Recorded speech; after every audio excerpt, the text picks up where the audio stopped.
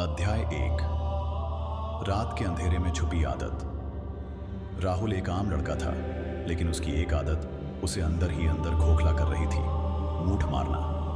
उसे लगता था कि यह सिर्फ एक मजा है, कुछ मिनटों की खुशी, लेकिन उसे नहीं पता था कि यह आदत उसकी जिंदगी बर्बाद कर रही है। शुरुआत में तो उसने इसे हल्के में लिया, लेकिन धीरे धीरे यह उसकी जरूरत बन गई। हर रात जब पूरा घर सो जाता, वह अपने मोबाइल में डूब जाता। स्क्रीन की चमक अंधेरे कमरे को रोशन कर देती और उसकी उंगलियां बिना रुके चलती।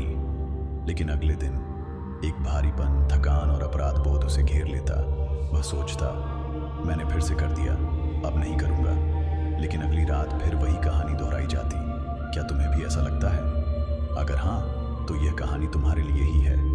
आगे पढ़ो और जानो कि मूठ मारकर पछताने वाले लड़कों की 10 पहचान क्या होती हैं। अध्याय 2। पहचान नंबर 1। कमजोर शरीर, खोखली ताकत। राहुल पहले जिम जाता था, बॉडी बनाना चाहता था, लेकिन मूठ मारने की लत ने उसे कमजोर बना दिया। उसकी बाजुओं में पहले जैसी ताकत नहीं रही, मांसपेशियां ढीली पड़ने लगी, उठने बैठने में भी सुस्ती महसूस होती। शरीर अंदर से खोखला हो रहा था, लेकिन बाहर से वह सब ठीक दिखाने की कोशिश करता। अगर तुम्हें भी कमजोरी महसूस होती है तो सतर्क हो जाओ।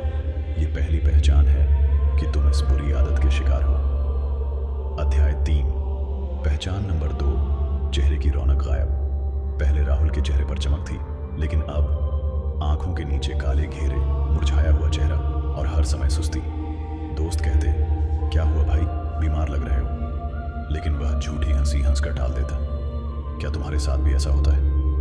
अगर हाँ, तो यह दूसरा संकेत है कि मूठ मारने की वजह से तुम्हारी ऊर्जा खत्म हो रही है।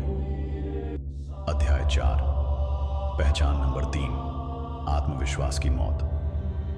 अब राहुल को लोगों से बात करने में झिझक होने लगी। क्लास में जवाब देना हो या दोस्तों के बीच मजाक करना, हर जगह वह खुद को कमजोर महसूस करता। लड़कियों के सामने तो और भी अजीब फील होता। उसे लगता, मैं उनके लायक नहीं हूं, मेरा तो वीर्य ही खत्म हो गया है। अगर तुम्हें भी ऐसा महसूस होता है तो यह तीसरा बड़ा संकेत है। अध्याय 5।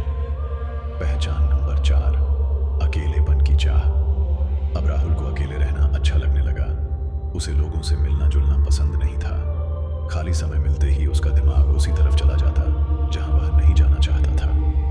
अगर तुम भी ज्यादा अकेले रहने लगे हो, सोशल लाइफ खत्म हो रही है, तो समझ लो कि यह चौथा संकेत है। अध्याय 6। पहचान नंबर 5। पढ़ाई और करियर पर असर। पहले राहुल बहुत अच्छा स्टूडेंट था, लेकिन अब उसकी पढ़ाई पर असर पड़ने लगा। याददाश्त कमजोर हो गई, एकाग्रता खत्म हो गई, किताब खोलते ही दिमाग कहीं और भागने लगता। अगर तुम्हारी पढ़ाई पर असर पड़ रहा है तो यह 5वां संकेत है कि तुम्हारी ऊर्जा गलत जगह जा रही है। अध्याय 7। पहचान नंबर 6। रातों की नींद खराब। अब उसे गहरी नींद नहीं आती थी। कभी कभी बुरे सपने आते, कभी बीच रात में डर के साथ उठता। दिमाग हमेशा अशांत रहता।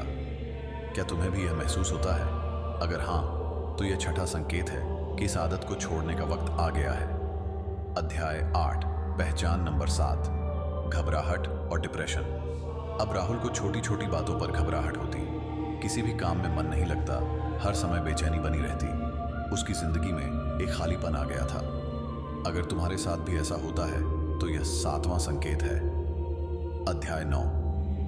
पहचान नंबर 8। लड़कियों से दूरी। पहले राहुल को लड़कियों से बात करना अच्छा लगता था, लेकिन अब वह खुद को कमजोर महसूस करता। उसे लगता कि वह किसी के लायक नहीं रहा। अगर तुम्हें भी लगता है कि तुम आत्मविश्वास खो चुके हो, तो यह 8वां संकेत है। अध्याय 10। पहचान नंबर 9।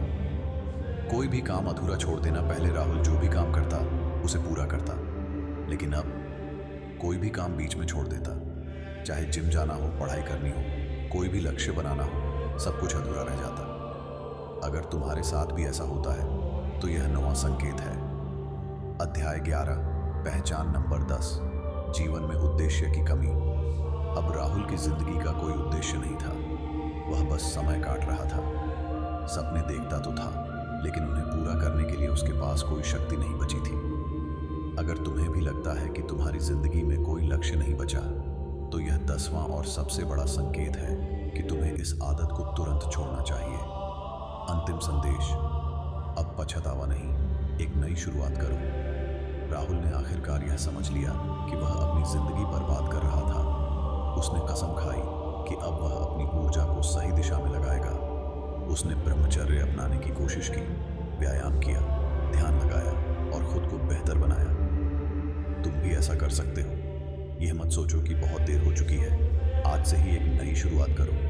वीर्य बचाओ, ऊर्जा बचाओ और अपनी जिंदगी को सफल बनाओ। अगर यह कहानी तुम्हारे दिल को छू गई हो तो इसे ज्यादा से ज्यादा लोगों तक पहुंचाओ ताकि वे भी इस बुरी आदत से बाहर निकल सकें।